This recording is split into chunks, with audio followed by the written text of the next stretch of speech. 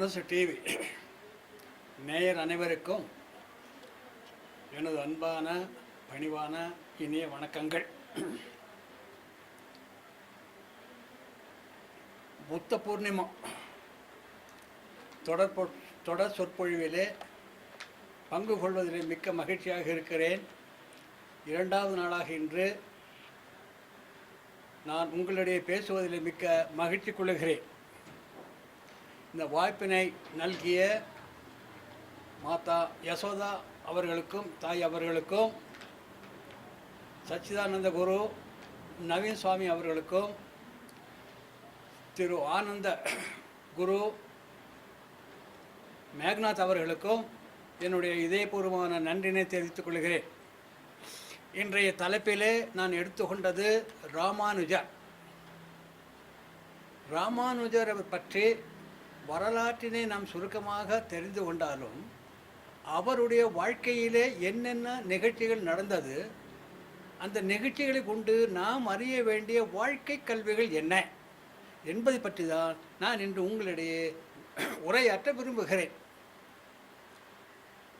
அந்த காலத்திலே முனிவர்கள் எல்லோரும் தவம் செய்தார்கள்.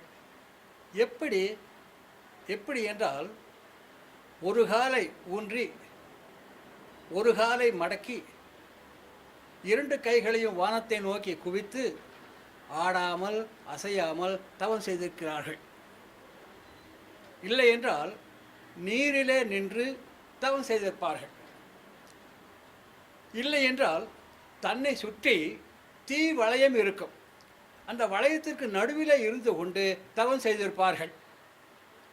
இன்னும் சிலர் தங்களை சுற்றி கரையான்கள் புற்றெடுப்பதையும் அறியாமல் தவம் செய்திருக்கிறார்கள். இவ்வாறு பல்வேறு வகையிலே தவம் செய்தாலும் அதனுடைய பலன் என்ன என்று பார்க்கின்ற பொழுது நான் விளக்கமாக சொல்லுகிறேன். துருவன் என்ற 5 வயது சிறுவன் பல ஆண்டுகள் கடும் தவம் செய்து சிவபெருமானுடைய அருளை பெற்று என்ன வேண்டும் என்று கேட்ட பொழுது, நான் என் தந்தையின் மடியிலே அமருகின்ற உரிமை மட்டும் வேண்டும் என்று கேட்டிருக்கிறார். மகாபாரதத்திலே அர்ஜுனன் பல்லாண்டுகள் தவம் செய்து சிவபெருமானிடம் பாசுபதாசிரம் கிடைத்தால் போதும் என்று வேண்டியிருக்கிறார். விஸ்வாமுத்திரர் முனிவர் பல ஆண்டுகள் தவம் செய்து இறைவனிடம் வசிட்டர் வாயால் பிரம்மர்ஷி என்ற பட்டம் கிடைத்தால் போதும் என்று வேண்டியிருக்கிறார்.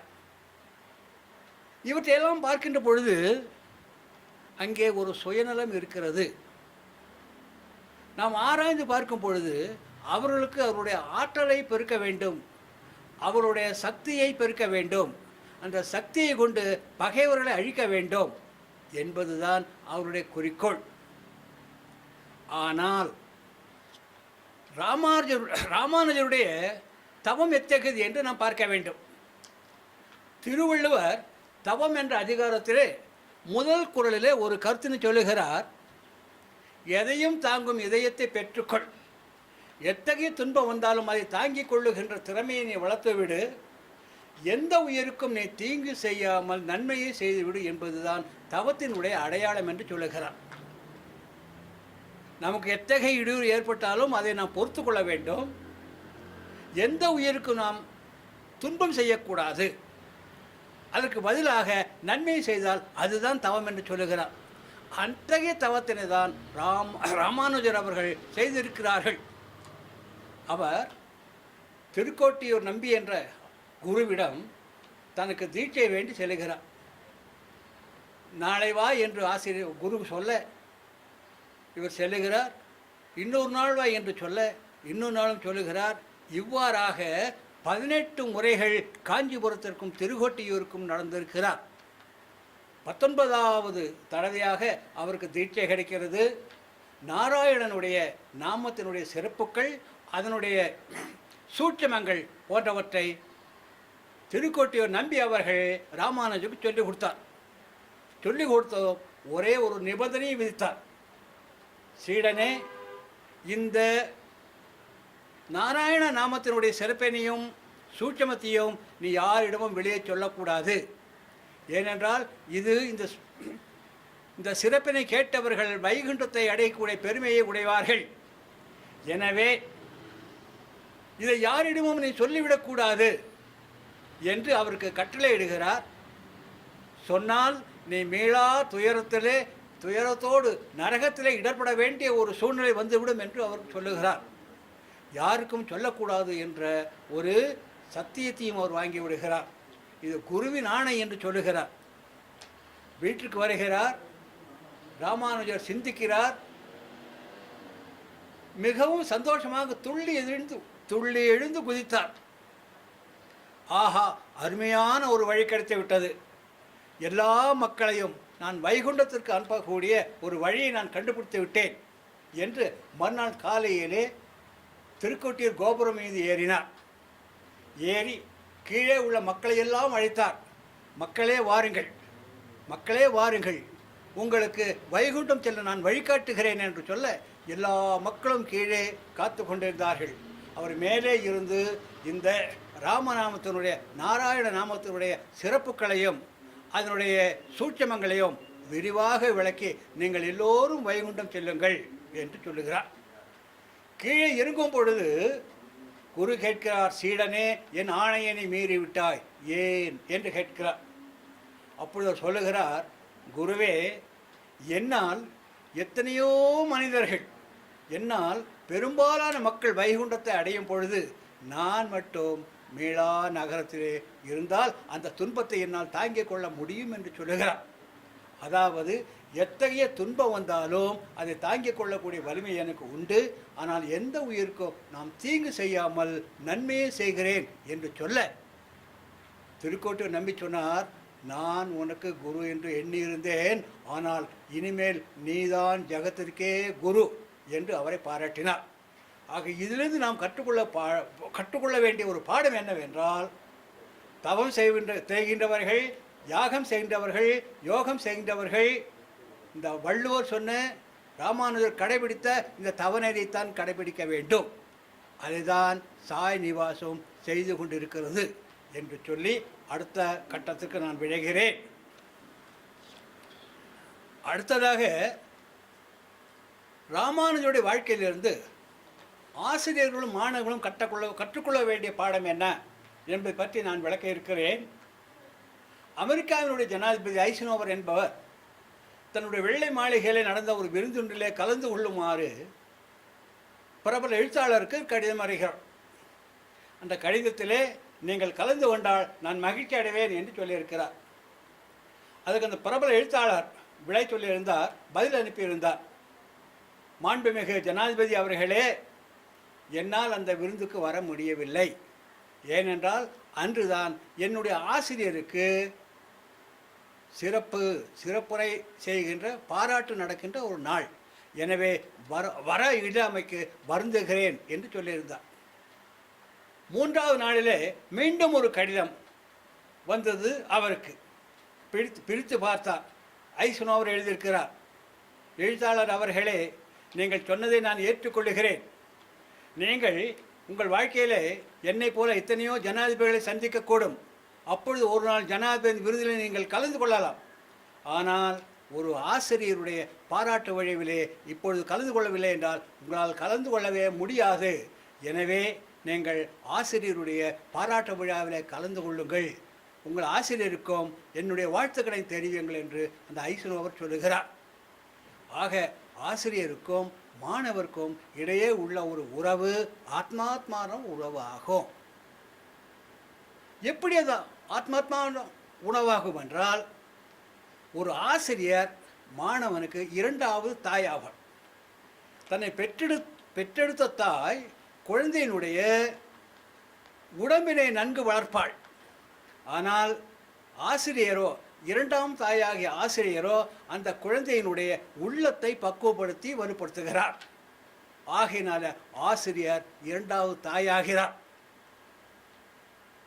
அந்த ஆசிரியர் அந்த மாணவனை தன்னுடைய குழந்தையாக எண்ணி அந்த உள்ளத்தை வலுமடைய செய்கிறார். அந்த குழந்தையும் தன்னை போலவே எப்பொழுதும் தன்னுடைய அப்பாவுக்கு என்ன மரியாதை கொடுக்கிறாரோ அதே மரியாதை அந்த ஆசிரியருக்கு கொடுப்பதனால அது ஆத்மார்த்தமான உறவு என்று சொல்லுவார்கள். ஒரு ஆசிரியரால் மாணவன் சிறப்படைய முடியும், ஒரு மாணவனால் ஆசிரியரும் சிறப்படைய முடியும். எப்படி என்றால், ராமாயணத்திலே விஸ்வாமித்திர முனிவர் நிதலிக்கு செல்கிறார், ராமனோடு வில்லை எடுத்து உடைக்கிறார். அப்பொழுது எல்லோரும் மகிழ்கிறார்கள். சீதைக்கு நாளை கல்யாணம், ராமனோட கல்யாணம் என்று, சீதாராமன் கல்யாணம் நடக்கும் என்று எல்லோரும் தங்கள் வீட்டு பெண்களுக்கு திருமணம் நடப்பதால் எவ்வளவு மகிழ்ச்சி அடைவார்களோ அத்தகைய மகிழ்ச்சியினை அடைந்தார்கள். ஒரு திரைப்பட பாடத்திலே கண்ணதாசன் ஒரு பாட்டு எழுதியிருக்கிறார், சிலர் சிரிப்பார் சிலர் அழுவார், நான் சிரித்து கொண்டே அழுகிறேன் என்று. அதுபோல ஜனகனும்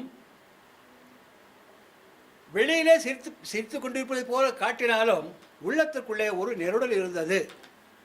என்ன நெருடல் என்றால், ராமன் சீதை இருவரும் நல்லவர்கள், பொருத்தமான மணமக்கள்.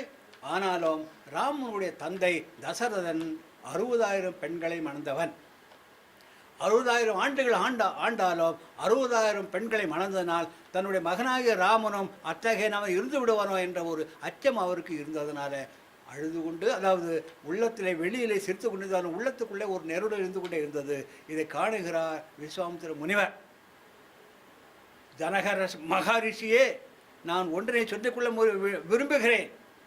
என்னுடைய மாணவனாகிய ராமன் வசிஷ்டரிடம் கல்வி கற்றவன். என்னுடைய மாணவனாகிய ராமன் வசிஷ்ட முனிவருடன் கல்வி கற்றிருக்கிறார். ஆகவே அவருக்கு ஒரே வில், அவருக்கு ஒரே இல், ஒரே சொல், நீ கவலைப்பட வேண்டாம் என்று சொன்னார். ஆக அந்த சொன்ன காரணத்தினால அதாவது வசிஷ்ட முனிவர் என்ற ஆசிரியரால் ராமன் பெருமை பெறுகிறார். இன்னொன்று நான் வரலாற்றை சொல்ல வேண்டும். மாணவரால் ஆசிரியர் எவ்வாறு பெருமைப்படுகிறார்? நம்முடைய நாட்டினுடைய உபஜனாதிபதி சங்கர்தயாள் சர்மா அவர்கள் ஒரு முறை ஓமன் நாட்டுக்கு அரசு முறையாக சென்றார்கள். அங்கு இறங்கின உடனே ஓமன் நாட்டு அதிபர் நேராக விமான நிலையத்திற்கு வந்து அவரை நேரடியாக உபசரித்து அழைத்து தன்னுடைய காரிலே அழைத்து கொண்டு தன்னை அனுப்ப வேண்டிய, அதாவது அரண்மனைக்கு அழைத்து செல்லுகிறார். அந்த விழா முடிந்து அவர் திரும்பி விடுகிறார். அறிஞர்கள், அதிகாரிகள் அவருடைய ஓமன் நாட்டு அதிபரிடம் கேட்கிறார்கள், எந்த நாட்டு ஜனாதிபதியாக இருந்தாலும், எந்த நாட்டு பிரதமராக இருந்தாலும் நீங்கள் எங்களை தான் அனுப்புவீர்கள் வரவேற்பதற்காக. ஆனால் வந்தவரோ ஜனாதிபதியும் இல்லை, அவர் ஒரு பிரதமரும் இல்லை, துணை ஜனாதிபதி. அவருக்காக நீங்கள் நேராக வந்து உபசரித்திருக்கிறீர்களே, இதற்கு என்ன காரணம் என்று கேட்டார்கள். அதுக்கு சொன்ன ஒரு பதில், அவர் நான் புனேயிலே இருக்கும் பொழுது அவர் எனக்கு பாடம் கற்பித்து தந்தவர் என்றதுனால ஒரு மாணவனால ஆசிரியராக சங்கர்தயாள் சர்மா மிகச்சிறந்த ஒரு பாராட்டினை பெற்றார். ஆசிரியர் என்பவர் ஒரு மாணவருக்கு பாடம் நடத்தி கொடுக்கிறார் என்றால் ஒரு கருத்தை சொன்னாலே அதன் மூலமாக ஒரு வாழ்க்கை பாடத்தை கற்றுக் கொடுப்பார். இப்போ உதாரணமாக ஒரு அட்டை பற்றி எடுத்து சொல்லுவதால், நீ அந்த அட்டையை போல பிறருடைய உழைப்பை உறிஞ்சாதே என்ற வாழ்க்கை கல்வியை சொல்லுவார். ஒரு தூக்கணாங்குருவை போல நீ கூடு கட்டி வாழ் என்று சொன்னாலும் நீ அந்த தூக்கணாங்குருவி போல உன்னுடைய தேவைக்கு ஏற்ப நீ உழைத்துக்கொள் என்று அவர் சொல்லுகிறார். ஒரு அன்னப்பறவை பற்றி நடத்துகின்ற பொழுது அவர் சொல்லுகிறார், இந்த உலக வாழ்க்கையானது இன்பம் துன்பம் நிறைந்தது. எதை போல என்றால் பாலும் தண்ணீரும் கலந்தது போல. எவ்வாறு அந்த அன்னப்பறவையானது பாலை எடுத்து தண்ணீரை விடுகிறதோ அதுபோல நீ இன்பங்களை எடுத்து துன்பத்தை விட்டுவிடு என்ற பாடத்தை சொல்லுகிறார். இப்படி தான் ஒரு உண்மையான ஒரு ஆசிரியருக்கும் மாணவருக்கும் உள்ள ஆத்மார்த்த தொடர்பு இருக்கும். ஆனால் ராமானுஜருக்கு கிடைத்த ஆசிரியர் வேறு விதமாக இருந்து விட்டார். அவர் பாடம் நடத்துகின்ற பொழுது இடையில ஒரு விளக்கம் சொன்னால் அந்த விளக்கம் தவறாக இருக்கும். அதுக்கு பதிலாக இவர் ஒரு விளக்கத்தை சொல்லுவார். அதை ஏற்றுக்கொள்ள முடியாது. அவரை பள்ளிக்கூடத்தை விட்டே விரட்டி விடுகிறார். இவ்வாறு பள்ளிக்கூடத்தை விட்டு விரட்டியது ஒரு முறை அல்ல, இருமுறை அல்ல, பல முறை அவரை பள்ளி விட்டு விரட்டி விடுகிறார். அவரால் முடியவில்லை. தன்னை விட ஒரு மாணவன் சிறப்படைய அந்த ஆசிரியரால் பொறுக்க முடியவில்லை. பொறாமைத்தியான அழுக்காறு வளர்ந்து விடுகிறது. அவர் என்ன செய்கிறார் என்றால், தன் மற்ற குழந்தைகளோடு சேர்ந்து ராமானுஜரை கொல்லவே முடிவு செய்து விடுகிறார். நாம் எல்லோரும் காசிக்கு செல்லுவோம். காசியிலே அழகான ஒரு குளம் உண்டு. அந்த குளத்திலே குளிப்பவர்களை போல் நாம் எல்லோரும் குளிப்போம். ராமானுஜரை நாம் கொன்று விடுவோம் என்று முடிவு செய்கிறார்கள். குழந்தைகளும் அதற்கு தெரியாமல் ஒப்புக்கொள்கிறார்கள். இந்த செய்தியை அவருடைய தாய்மான் மகனாகிய கோவிந்தன் என்பவன் அறிந்து இடைப்பாடுகளில் விந்திய மலையின் பக்கத்திலேயே இருக்கின்ற பொழுது அவரை வழி தவறி அனுப்பிவிடுகிறார். தப்பிக்க வைத்து விடுகிறார். நான் எதற்காக சொல்லுகிறேன் என்றால், ஒரு ஆசிரியர் எவ்வாறு இருக்க வேண்டும். தன்னுடைய மாணவன் தன்னை விட சிறப்பாக இருப்பான் என்றால் தான் மகிழ்ச்சி அடைய வேண்டும். ஒரு ஆசிரியர் மாணவன் எவ்வாறு இருக்க வேண்டும் என்றால், தன்னுடைய ஆசிரியர்கள் எவ்வாறு தவறு செய்தாலும் அதை பெருமையோடு ஏற்றுக்கொள்ள வேண்டும். இதை தான் ராமானுஜர் செய்தார். இறுதியாக இவருடைய சொற்பொழிவினை கேட்டால் அந்த குருவினுடைய தாய், யாதவ பிரகாசன் என்ற குருவினுடைய தாய் நேராக வீட்டுக்கு செல்லுகிறாள். தன்னுடைய மகனை காணுகிறாள். மகனே யாதவ பிரகாஷ, உனக்கு குரு உன்னுடைய மாணவனாகிய ராமானுஜர் தான். அவர் திருவிடிகளை வீழ்ந்து அவரை சீடனாக ஏற்றுக்கொள்ள சொல் என்று சொல்லுகிறார். உடனே தன்னுடைய தவறுகளெல்லாம் உணர்ந்து நேராக ராமானுஜர் வந்து காலிலே விழுந்து, நீ என் மாணவன் அல்ல, நீ தான் எனக்கு குரு, என்னை உன்னுடைய சீடனாக ஏற்றுக்கொள்ள வேண்டும் என்று காலிலே விழுந்து வேண்டுகிறார். அவரும் தன்னை மாணவனாக ஏற்றுக்கொண்டு, மாணவன் ஆசிரியருக்கு கொடுக்க வேண்டிய மரியாதை போல, ஐயா நீங்கள் தான் இதை என்னுடைய இருக்கின்ற சீடர்களே மிகவும் சிறந்தவர், நீங்கள் ஒரு நூலை எழுதி தர வேண்டும். இந்த தவசிகள் எத்தகைய ஒழுக்கங்களை கடைபிடிக்க வேண்டும் என்ற ஒரு அழகான ஒரு புத்தகத்தை நீங்கள் எழுதித்தர வேண்டும் என்று அந்த பெருமைப்படுத்தினார். ஆகவே ஒரு ஆசிரியர்கள் எவ்வாறு இருக்க வேண்டும் என்பதோ எவ்வாறு இருக்கக்கூடாது என்பதோ ராமானுஜருடைய வாழ்க்கையிலிருந்து நாம் கற்றுக்கொள்ள வேண்டிய ஒரு அழகான பாடமாகும். அடுத்ததாக ராமானுஜருடைய வாழ்க்கையிலே பெண்கள் கற்றுக்கொள்ள வேண்டிய பாடம் என்ன, ஒரு நிகழ்ச்சியை நான் சொல்ல ஆசைப்படுகிறேன். பொதுவாக பெண்கள் என்று சொன்னாலே மனை அறத்தின் ஆணிவேர் என்று சொல்லுவார்கள். பெரிய புராணத்திலே அவர்கள்தான் மனை அறத்தினுடைய ஆணிவேர் என்று சொல்லுவார்கள். நான் அதெல்லாம் பற்றி விளக்கவில்லை. 3 வார்த்தைகளை கொண்டு பெண்களுடைய சிறப்பினை என்னால் விளக்கிக் கொள்ள முடியும். ஒரு பெண்ணை பார்த்து பூங்கொடி என்று சொல்லுகிறோம். ஒரு பெண்ணை பார்த்து குலமகள் என்று சொல்லுகிறோம். ஒரு பெண்ணை பார்த்து இல்லத்து அரசி என்று சொல்லுகிறோம். இந்த 3 சொற்களை வைத்து பெண்களுடைய பெருமைகளை என்னால் விளக்க முடியும். பூங்கொடி என்பது ஒரு கொடியினை குறிக்கும்.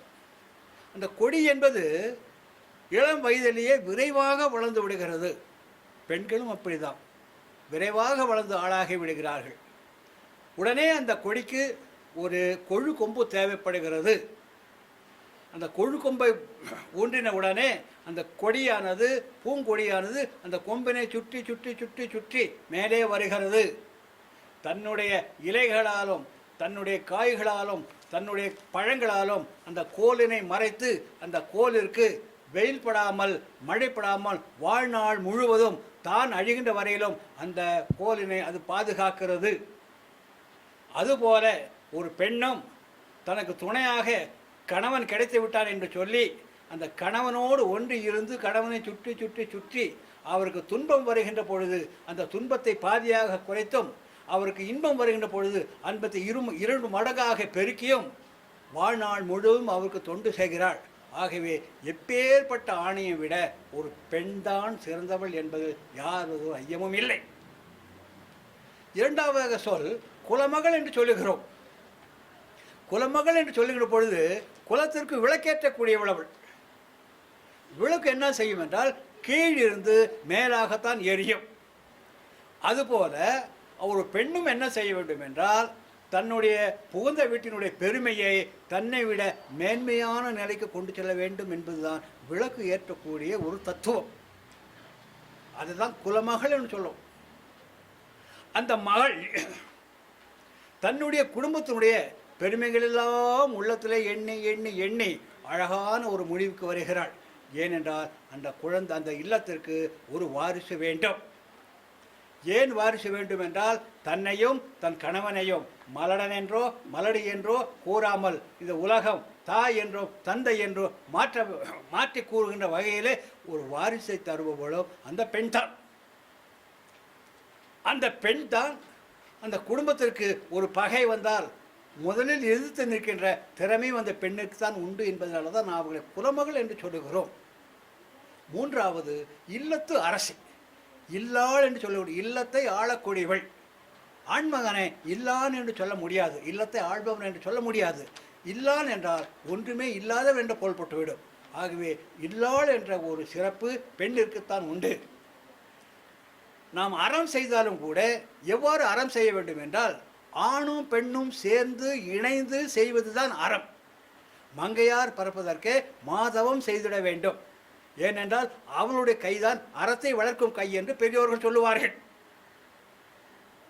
அந்த பெண்ணானவள் தனியாக செய்வது அறமாகாது. இந்த ஒரு ஆணானவன் தனியாக செய்வது அறமாகாது. அதனால தான் அந்த கல்யாண மண்டபத்திலே நம்ம மந்திரங்கள் ஓதும்போது சகியே என்ற ஒரு வார்த்தையை அவர்கள் சொல்லுவார்கள். சகி என்றால் தோழி. நீ எனக்கு தோழியாக இருப்பாய், நான் உனக்கு தோழனாக இருப்போம், நாம் இருவரும் சேர்ந்து இல்லறத்திற்கு வேண்டிய எந்த அறத்தையும் செய்வோம் என்று அவர்கள் முடிவு செய்கிறார்கள். ஆக கணவன் பொருளீட்டி வந்து மனைவியிடம் கொடுக்க வேண்டும். அந்த மனைவி அவருடைய அனுமதியோடு அறம் செய்ய வேண்டும். இதுதான் அறத்தினுடைய சிறப்பு. அத்தகைய அறமானது வளரக்கூடியது பெண்களுடைய கையினால தான். ஆனால் ராமானுஜருக்கு அத்தகைய மனைவி கிடைக்கவில்லை என்பதுதான் துரதிர்ஷ்டம். அவருடைய மனைவி சாதி வெறி பிடித்தவள், மதவெறி பிடித்தவள், ஆணவம் கொண்டவள், எல்லாவற்றையும் விட நான் தான் பெரியவள் என்று நினைப்பவள். 3 நிகழ்வுகளை நான் சொல்லுகிறேன். முதலாவதாக அவருடைய குரு, திருக்கச்சி நம்பி என்று சொல்லக்கூடிய குரு, அவரை ஒரு நாள் தன் வீட்டிற்கு விருந்துக்கு அழைக்கலாம் என்று சொல்லுகிறார். அழைத்து வருகிறார். அழைக்க செல்லுகின்ற பொழுது இவர் சென்ற வழி வேற, அவர் வீட்டுக்கு வந்த வழி வேற. வருகின்ற பொழுது வீட்டிலே ராமானுஜர் இல்லை. தன்னுடைய மனைவியானவள் விருந்து வெளியிலே அதாவது ஒரு திண்ணையிலே இலை போட்டு அவருக்கு சோறு கொடுத்து அனுப்பிவிடுகிறார். மிகவும் ஒரு கஷ்டமான பொருள் என்னன்னா, அவர் சென்ற பிறகு அந்த மனைவி, ராமானுஜருடைய மனைவி, ஒரு குச்சி எடுத்து அந்த இலையை தள்ளி கொண்டே வந்து தூரத்தில் தள்ளிவிட்டார். பிறகு அவர் சாப்பிட்ட இடத்துல பசுஞ்சாணம் கொண்டு மெழுகி தூய்மையாக்கினார். தான் சமைத்த எல்லா உணவுகளையும் மற்ற பிச்சைக்காரர்களுக்கெல்லாம் கொடுத்து விட்டு அந்த பாத்திரங்களை எல்லாம் விளக்கி புதிதாக தண்ணீர் கொண்டு வந்து புதிதாக சமைக்கிறார். வெளியே சென்றவர் உள்ளே வீட்டுக்கு வந்து பார்க்கிற பொழுது நடந்த நிகழ்ச்சிகளெல்லாம் அவர் காணுகிறார். தன் மனைவியின் ஒரே ஒரு வார்த்தை சொல்லுகிறார், அம்மா, எனக்கு ஒரு அறிவுரை தந்தார்கள். குரு உண்டு, கடைசியில் மிச்சமான ஒரு சிறு சாதங்களை யார் உண்ணுகிறார்களோ அவர்களுக்கு மோட்சம் கிடைக்கும் என்று சொன்னார்கள். நீர் எனக்கு மோட்சம் கிடைக்காமல் செய்து விட்டாயே என்று சொல்லிவிட்டு அதை மறந்து விடுகிறார். இரண்டாவதாக அவர் வீட்டிற்கு ஒரு வைணவர் எப்பொழுதும் வந்து ராமானுஜருக்கு எண்ணெய் தேய்க்கிறார். ஒரு நாள் எண்ணெய் தேய்க்கின்ற பொழுது அவருடைய கை கால்கள் எல்லாம் நடுங்கிக் கொண்டிருந்தன. ராமானுஜர் கேட்கிறார், ஏனப்பா நடுங்குகிறாய், உடம்புக்கு சரியில்லையா என்று கேட்கிறார். அந்த நேரத்தில் அவர் சொல்லுகிறார், எனக்கு சாப்பிட்டு 2 நாளாக ஆகிவிட்டது ஐயா, கைகால்களெல்லாம் தள்ளாடுகின்றன என்று சொல்லுகிறார்.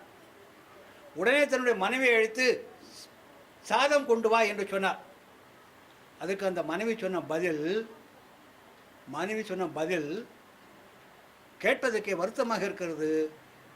எல்லாருக்கும் இங்கே உணவளிப்புக்கு இது சத்திரம் அல்ல, எல்லாருக்கும் இங்கே உணவளிப்பதற்கு இது சத்திரம் அல்ல என்று சொல்லிவிடுகிறார். அதை தாண்டி ராமானுஜர் கேட்கிறார், அம்மா பரவாயில்லை, நேற்றைய பழைய சோறு இருந்தால் கொண்டு வா அதுக்கு சொன்ன பதில், பழைய சோறும் இல்லை, பால் சோறும் இல்லை, ஒன்றும் இல்லை, எனக்கு வேறு வேலை இருக்கிறது என்று வீட்டை விட்டு வெளியே போய்விடுகிறார். இவர் உள்ளே சென்று பார்த்த பொழுது அந்த சட்டி நிரம்ப பழைய சோறு இருந்தது. அதை கொண்டு வந்து கொடுப்பதற்குள்ளாக அந்த வைணவன் அவமானத்தால் தலை குனிந்து ஏற்பட்டு அந்த இடத்தை விட்டு மெதுவாக நகர்ந்து விடுகிறார். இது அவருடைய மனதிலே ஒரு ஆழமான ஒரு பதிவினை ஏற்படுத்தி விடுகிறது. மூன்றாவதாக, இவருடைய வீட்டின் மேல் மாடியிலே ஒரு குரு தங்கியிருந்தார். அவருடைய மனைவியும், விஜயம்பாள் என்று சொல்லக்கூடிய மனைவியும் மிக மிக நல்லவள். ஒரு நாள் இந்த ராமானுஜனுடைய மனைவியும் தன் குருவினுடைய மனைவியும் தண்ணீர் எடுக்க கிணத்துக்கு செல்லுகிறார்கள். எதிர்பாராத விதமாக அந்த குருவினுடைய மனைவியினுடைய கையிலிருந்து 2 துளி நீர்கள் ராமானுஜனுடைய மனைவியினுடைய குடத்தில் விழுந்து விடுகிறது. உடனே அவள் குதித்து விட்டாள். உனக்கு உன்னுடைய சாதியை பற்றி தெரியாதா? உங்களை விட எங்கள் சாதி உயர்ந்தது என்று தெரியாதா? உன்னுடைய கையிலிருந்து நீரில் எவ்வாறு என் குடத்துக்கு நீ தள்ளிவிட முடியும்? உனக்கு குருவினுடைய மனைவி என்ற ஒரு ஆணவம் இருக்கிறதா என்று சொல்லி சொல்லத்தகாத வார்த்தைகளை எல்லாம் சொல்லி அந்த நீரினை எல்லாம் வெளியே கொட்டி புடி கொண்டு வந்து அந்த குளத்தினை மீண்டும் தூய்மையாக்கி தூய நீர் எடுத்து கொண்டு வீட்டுக்கு சென்று விடுகிறாள். இதை அழுது கொண்டே செல்லுகிறாள் வீட்டிற்கு. அவருடைய குரு அறிகிறார், நாம் இனி ஒரு கணமும் இங்கே இருக்கப்படாது. ஏனென்றால் நாம் வருகின்ற போகின்ற பொழுது ராமானுஜை பார்த்து விட்டால் அவர் வருத்தப்படுவார், அவர் கவலைப்படுவார். அவரால் நம்மால் அவர் எந்த விதமான வருத்தம் படக்கூடாது என்று சொல்லி தெரியாமல் சென்று விடுகிறார்கள். அதுதான் இந்த 3ல் பார்க்கும்போது வள்ளுவர் சொன்ன தற்காத்து தற்கொண்டார் பேணி தகைச்சான்ற சொற்காத்து சோறு விழால் பெண் என்பது இவரிடம் இல்லாமல் போயிட்டது. தன்னை காக்க வேண்டும். ஒரு பெண் தன்னை காக்க வேண்டும். ஒரு பெண்ணை ரசம் போல பொங்கக்கூடாது என்று சொல்லுவார்கள். ரசம் போல பொங்கினால் அந்த ரசத்துக்கும் கேடு, ரசத்தினுடைய அளவும் குறையும், ரசமும் நஷ்டமடையும், அதனால் அந்த அடுப்பும் நஷ்டமடையும். அதுபோல் ஒரு பெண்ணானோடு பொங்கி எழுந்தால் அவளும் வாழாவிட்டியாக இருப்பாள், அவளுடைய குடும்பமும் சீர்கிட்டு போய்விடும். ஆக அவள் தன்னை காத்து கொள்ளவில்லை. ஒரு பெண் என்றால் தன்னுடைய கணவனுடைய இன்பத்தை 2 மடங்காக பெருக்க வேண்டும், துன்பத்தை சரிபாதியாக குறைக்க வேண்டும். ஆகவே அதனையும் அவள் செய்யவில்லை. மூன்றாவதாக, எந்த ஒரு பெண்ணும் இனிமையான வார்த்தை பேச வேண்டும் என்ற நிலையில் இது மாறி தேவையில்லா கடுஞ்சொற்களை பேசிவிட்டார். கடுஞ்சொற்கள் என்பது நம்முடைய மார்பினை குத்தக்கூடிய அன்புகள். தீயினால் சுட்டப்படும் உள்ளாரும் ஆறாதே நாவினால் சுட்டப்படும் என்று உள்ள சொல்லுகிறாரே, அந்த சுட்ட வார்த்தைகள் என்றுக்கே மாறாது, வடுவாகவே இருக்கும். அத்தகைய வார்த்தைகளை அவர் சொல்லுகிறாள்.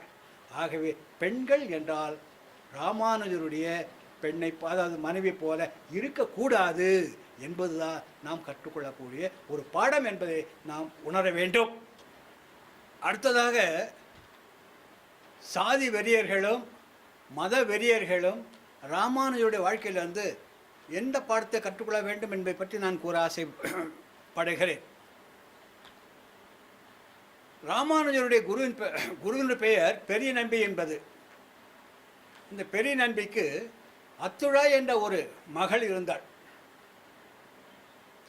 பெரிய நம்பிக்கு ஒரு நண்பர் மாரநேர் நம்பி என்று சொல்லக்கூடியவர். ஆனால் அவர் தாழ்ந்த குலத்திலே பிறந்தவர். அவருக்கு வேண்டிய உதவிகளெல்லாம் பெரிய நம்பி செய்து வருகிறார். அத்துழாய் கேட்கிறாள், ஏனப்பா இந்த தாழ்ந்த குலத்தை சார்ந்த மாறனே நம்பிக்கு நீங்கள் உதவி செய்கிறீர்கள், உங்களுக்கு உள்ளம் வருந்தவில்லையா என்று சொன்ன பொழுது அவர் சொன்னார், மகளே, இது பாகவதர்களுக்கு சாதி இல்லை, குலம் இல்லை. அந்த மாறனே நம்பி என்பவர் என்னுடைய குருவாகிய ஆளவந்தாருக்கு நெருக்கமானவர், அணுக்கமான தொண்டர். ஆகவே நான் அவருக்கு தொண்டு செய்துதான் ஆக வேண்டும் என்று சொன்னார். அந்த அத்துழாய் மிகவும் சந்தோஷப்பட்ட, அப்பா, ஒருவேளை நான் சொன்னதை நீங்கள் மறுத்து விடுகிறார்கள் என்று நான் வருத்தப்பட்டேன். ஆனால் உங்களுடைய கருத்து தான் என்னுடைய கருத்தும் என்று சொல்லி தன்னுடைய சந்தோஷத்தை வெளிக்காட்டினார். இந்த சூழ்நிலையில் மாறனே நம்பிற்கு நோய் வந்து விடுகிறது. சாதாரண நோய் அல்ல, ராஜப்பிளவை என்ற ஒரு நோய். உடம்பிலே அதாவது ஆங்காங்கு வெடிப்புகள் ஏற்படும். அந்த வெடிப்புகளிலிருந்து இரத்தம் குருதி ஒழுகும். அந்த வெடிப்புகளிலிருந்து சீழ் ஒழுகும். அந்த வெடிப்புகளிலிருந்து சிறு சிறு சிறு புழுக்கள் எல்லாம் வெளியே வரும். பெரிய நம்பி அவர்கள் காலையிலே சொல்லுவார்கள், அவருடைய உடலில் இருந்த அந்த வெளியே இருந்த இரத்தத்தை எல்லாம் துடைப்பார், அந்த சீழையெல்லாம் துடைத்து தூய்மையாக்குவார், அந்த வெளியே வந்த புழுக்களெல்லாம் எடுத்து எறிவார், அந்த புண்ணிற்கு மருந்திட்டு கட்டி சரி செய்வார். உணவு அருந்த வேளையிலே உணவினை எடுத்து சென்று போய் கொடுப்பார். இவ்வாறு பல நாள் செய்தார். ஆனால் ஒரு நாள் அந்த மாறனை நம்பி இறந்து விடுகிறார். அந்த நேரத்திலே 11 நாட்கள் அந்த குடிசையிலேயே இருந்து அவருக்கு செய்ய வேண்டிய ஈமக்கிரைகள் அனைத்தையும் இந்த பெரிய நம்பி செய்து விடுகிறார். நாம் ஒன்றை மறக்கக்கூடாது, மாறனே நம்பி என்பவர் தாழ்ந்த குலத்தை சார்ந்த பஞ்சமர் என்று சொல்லக்கூடிய பட்டியலின மக்கள் என்று சொல்லக்கூடிய தாழ்ந்த குலத்தை சார்ந்தவர். பெரிய நம்பியோ பார்ப்பன குலத்தை சார்ந்தவர்.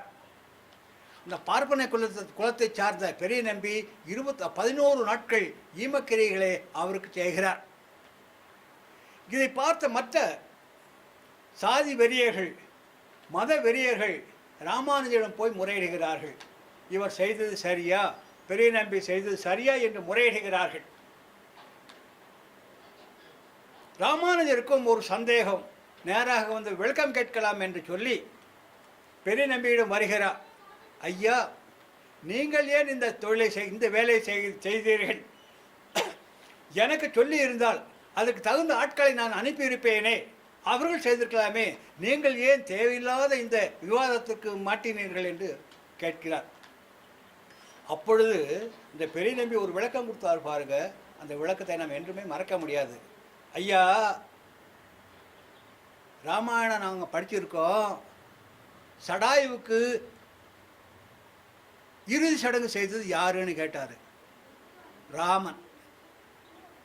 சடாயு உயர்ந்த சாதியா, ராமன் தாழ்ந்த சாதியா? ஆக நான் ராமனானவன் சடாயுவுக்கு இறுதி சடங்கினை செய்கின்ற பொழுது ஏன் தடுக்கவில்லை? ஐயா, பாரதத்துக்கு வருவோம். பாரதத்தில் விதுரன் யாரு? பணிப்பெண்ணுக்கு பிறந்தவர், தாழ்ந்த குலம். பணிப்பெண்ணுக்கு பிறந்தவர், தாழ்ந்த குலம். அவர் இருக்கும் பொழுது அவருக்கு இறுதி சடங்கினை செய்தவர் யார்? தருமன். அவர் அரச குலம். இது சரியில்லை. இது உங்களுக்கு தெரியலையா? அது மட்டுமல்லாது பாகவதர்களுக்கு, பகவத் காரியில் ஈடுபட்டவர்களுக்கு சாதி இல்லை, குலம் இல்லை, இனம் இல்லை. இது நீங்கள் தெரியாததல்ல என்று சொல்லுகிறார். இருந்தாலும் அந்த பார்ப்பனர்கள் விடுவதாக இல்லை. இவரை ஊரை விட்டு ஒதுக்கி வைத்து விடுகிறார்கள். அந்த வீட்டை சுற்றி முள்வேலியிடுகிறார்கள். அவர் வெளியே வர முடியாத அந்த நேரத்தில் தான் ஒரு தேர் திருவிழாவும் நடக்கிறது. தேர் அந்த வீதிகளே பவனி வருவதற்காக தயாரான நிலையிலே இருக்கிறது. அந்த நேரத்தில் இந்த அத்துழாயானவள், பெரிய நம்பியின் மகள், வெளியிலே வந்து அந்த வேலியை பற்றி கொண்டு நிற்கிறாள். அந்த தேரிலே உள்ள அரங்கனை பார்த்து கேட்கிறாள், அரங்கா, என்னுடைய தந்தையார் செய்தது சரி என்றால் நீ நகர வேண்டாம். இல்லை, எனது தந்தையார் செய்தது தவறு என்று நீ நினைப்பாயானால் உன்னுடைய தேர் வீதியெல்லாம் ஓடட்டும் என்று சொல்லுகிறார். எல்லோரும் அந்த தேரினை இழுக்க முற்படுகிறார்கள், பாடுபட்டார்கள். ஆனால் ஒரு அங்குலம் கூட அந்த தேரானது அசையவில்லை. அதன் பிறகு அங்கே உள்ள ஒரு பூசாரி ஒருவருக்கு தெய்வம் இறங்கியதாம். தெய்வம் இறங்கி, நான் அரகன் சொல்லுகிறேன், நீங்கள் எல்லோரும் சென்று இந்த பெரிய நபியின் வீட்டுக்கு சென்று ஒரு பல்லக்கினை எடுத்து சொல்லுங்கள். இந்த ஊர்வலத்தில் என்னை தூக்கி செல்லுகிறீர்களே, அந்த பல்லக்கினை எடுத்து சொல்லுங்கள். சென்று அந்த வீட்டிலிருந்து அவரை இந்த பல்லக்கிலே தூக்கி கொண்டு வந்து இந்த தேரிலே ஏற்றுங்கள், அப்பொழுதுதான் நான் நகருவேன் என்று சொன்னாராம். உடனே அந்த பார்ப்பனர்கள் எல்லோரும் இறங்கி வந்து பல்லக்கினை எடுத்து சென்று வீட்டுக்கு சென்று தாங்கள் செய்த தவறுக்கெல்லாம் மன்னிப்பு கேட்டு அவரை தூக்கி வந்து தேரில் சேர்த்தார்கள். அப்பொழுதுதான் அந்த தேர் நகர்ந்தது. இதிலிருந்து நமக்கு ஒரு உண்மை விளங்குது, சாதி வெறி கூடாது. ஆண்டவன் சாதி வெறிக்கு அப்பாற்பட்டவன். ஆண்டவனுக்கு சாதி என்பதே இல்லை. இது இங்கே மட்டும் இல்லை. நம்ம பாருங்க, பெரிய புராணத்தில் சிவன் இருக்கிறாரு, நந்தனார் இருக்கிறாரு. நந்தனார் தாழ்ந்த குலம், அவருக்கு தில்லைக்கு போகணுங்கிற ஆசை. தில்லைக்கும் போயிட்டாரு. ஆனால் அவருக்கு முன்னாடி அவரை சிவனை வணங்க முடியாத இந்த நந்தி இருக்கிறார், அறக்கடவுள். நந்திக்கும் சிவனுக்கும் இடையில் நம்ம குறுக்க யாரும் போகக்கூடாதுன்னு சொல்லுவாங்க. ஏன்னா அது அறம். சிவபெருமானும் அறம், இந்த நந்தி கடவுளும் அறம். ஆக அறத்துக்கு குறுக்காக இடையூறாக நம் யாரும் செல்லக்கூடாது என்பதுதான் அந்த கருத்து. அப்பேற்பட்ட அந்த நந்தியினும் கூட விலக சொன்னார். அந்த நந்தி விலகியது. நந்தனார் சிவனை வணங்கியதாக நாம் பெரிய புராணத்திலே படிக்கின்றோம். ஆகவே ஆண்டவனுக்கு சாதி என்பதே இல்லை என்பத ஒரு உண்மையை இந்த சாதி வெறியர்கள் புரிந்து கொள்ள வேண்டும் ராமானுஜருடைய வாழ்க்கையிலிருந்து. அதுபோல மதவெறியர்களும் இந்த மதவெறி கூடாது என்பதை அவருடைய வாழ்க்கையிலிருந்து ஒரு நிகழ்ச்சி. அவருடைய இறுதி நாளிலே, ராமானுஜருடைய இறுதி நாளிலே அவரை குலோத்துங்க சோழன் கொல்லுவதற்கு சதி செய்கிறார். ஆக இவருடைய பக்தர்கள் எல்லோரும் அவரை காட்டு வழியாக தப்பிக்க சொல்லிவிடுகிறார்கள். இவர் காட்டு வழியாக சென்று கூடலூர் வழியாக சென்றிருக்கிறார். கூடலூரில் இருளர்கள் என்று சொல்லக்கூடிய பழங்குடியினர் அவருக்கு வேண்டிய எல்லா நன்மைகளும் செய்து தேனும் தனியும் கொண்டு அவரை காப்பாற்றியிருக்கிறார்கள். அந்த இடத்தின் வழியாக சென்று மேலைக்கோட்டை என்று சொல்லி கர்நாடகாவிலே உள்ள மேலைக்கோட்டை என்று நகரத்துக்கு செல்கிறார். அது ஹொய்சல மன்னருக்கு உரியது. அங்கு சேர்ந்த உடனே சோழர்களால் ஆபத்து இல்லை என்ற ஒரு நிலை வந்தவுடனே அங்கு தங்கி இருக்கையிலே ஒரு மண்ணிலே ஒரு சிலை பாதி அளவு புதைந்து கிடப்பதை பார்க்கிறார்கள். அதை எடுத்து பார்த்தார்கள். அது கண்ணனுடைய சிலை, நின்ற கோலம். அதை பார்த்த உடனே அவருக்கு இங்கே ஒரு கோயில் எழுப்பினால் என்ன, கோயில் எழுப்பினால் என்ன என்று அந்த மன்னரிடம் சொல்லுகிறார். அந்த மன்னரும் அதற்கு உடன்பட்டு அங்கே ஒரு புதிய கோயில் ஏற்பாடு செய்யப்படுகிறது. அந்த கோயிலிலே இந்த சிலையை பிரதிஷ்டை செய்கிறார்கள். அந்த ஊருக்கு நாராயணபுரம், புதிய நாராயணபுரம் என்று பெயரிட்டு அங்கே உள்ள மக்களை எல்லாம் சிறப்பாக அவர் கவனித்து கொண்டு வந்திருந்தார். அந்த விழாவிலே உற்சவமூர்த்தி கிடைக்கவில்லை. இந்த கோயிலிலே உற்சவமூர்த்தி சிலை எங்கே போனது என்று ஆராய்ந்தார்கள். அங்கே உள்ள பெரியோர்கள் சொன்னார்கள், இது இந்த உற்சவ சிலையை டெல்லி பாதுஷா அவர்கள் கொண்டு சென்று விட்டார்கள். உடனே தன்னுடைய சீடர்களோடு டெல்லிக்கு செல்லுகிறார். பாதுஷாவை காணுகிறார். ஐயா, தாங்கள் எங்களுடைய கோயிலில் உள்ள உற்சவமூர்த்தியை கொண்டு வந்து விட்டீர்களாம், தயவு செய்து கொடுங்கள். அவன் உண்மைதான், நான் கொண்டு வந்து விட்டேன். ஆனால் அது என்னுடைய பெண்ணிற்கு விளையாட்டு பொருளாக இருக்கிறதே, என்னுடைய பெண்ணிடம் கேட்டு அந்த பெண் கொடுத்தால் நீங்கள் வாங்கிக் கொள்ளுங்கள் என்று சொல்லிவிடுகிறார். உடனே அந்த பெண் எங்கே இருக்கிறாள்? அந்தபுரத்தில் இருக்கிறாள். அந்தபுரத்துக்கு செல்லுகிறார்கள். அரசனும் செல்லுகிறார். அந்த பெண்ணை பார்த்து, பிபி லகியா என்ற அந்த இஸ்லாமிய பெண்ணை பார்த்து, அந்த ராமர் சிலையை எனக்கு தந்து விடு, அந்த ராமர் சிலையை, சிரிப்பு ராமன், ராமர் பெரியர் என்று சொல்லக்கூடிய அந்த சிலையை எனக்கு தந்து விடு என்று கேட்கிறார். உடனே அந்த பெண் சொன்ன ஒரு கருத்து, நீங்கள் அழைத்து கொள்ளுங்கள், அந்த பெரிய ராமன் நடந்து வந்து உங்கள் மடியில் வந்தால் நீங்கள் எடுத்துக்கொண்டு சென்று விடுங்கள் என்று சொல்லிவிடுகிறார். இவர் ராமா வாப்பா, ராமா வாப்பா என்று ராமானுஜர் அழைத்த பொழுது அந்த சிலையானது எழுந்து ஒவ்வொரு படியாக நடந்து நடந்து நடந்து வந்து அவருடைய மடியில் வந்து விழுந்தது. அதை பார்த்த உடனே அந்த பெண்ணால் ஆச்சரியம் தாங்க முடியவில்லை. இருந்தாலும் அந்த பெரிய ராமனை பிரிவும் மனமில்லை. என்ன செய்வது, இவரை விட்டு என்னால் இருந்திருக்க முடியாது என்று சொன்ன உடனே ராமானு சொன்னுகிறார், நீ அவளை விட்டு பிரிந்திருக்க வேண்டாம், நீ அவளோடு வந்துவிடு என்று அந்த பெண்ணையும் இஸ்லாமிய பெண்ணையும் சேர்த்து கொண்டு மேலே கோட்டைக்கு வருகிறார். அந்த மேலே கோட்டைக்கு வந்த உடனே அந்த பெரிய ராமருடனேயே இவள் இருந்து ஐக்கியமானதாக கதை சொல்லுகிறது.